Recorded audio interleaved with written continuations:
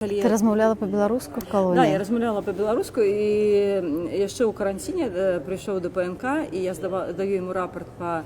Ну, это дежурный помощник начальника колонии, и я сдаю ему рапорт по-белорусски, и он каже: ой, да я ж не разумею, да что это такое, да наш шмат национальный. Ну, короче, почав как-то меня докарать так, и я похолодела и думала: божечки, зараз меня будут позбавить магчимости размовлять по-белоруску.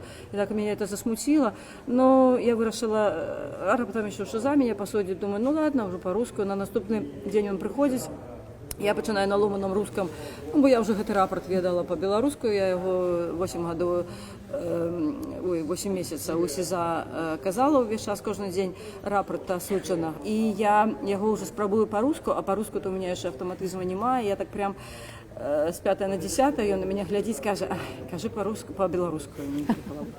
Вось. І яшчэ там адзін надпіс мяне вельмі засмуціў, калі мы прыйшлі на званкі так званыя. И там было написано: размовы ведутся только по-русски. Ну, такий був надпис. І так мене так само гэта напружила. Думаю, неужели зараз будуть некие проблемы с белорусской мовой? Ну, не, я размовляла со сваяками падчас размовы по-беларуску, и все было ок.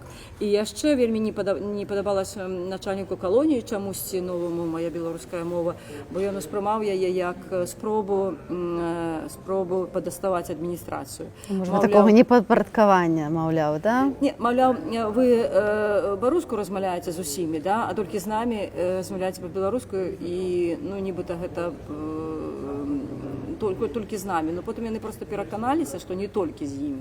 Што не пагуглілі, што наогул я беларускамоўная. І это натуральна для мяне па-беларуску размаўляць.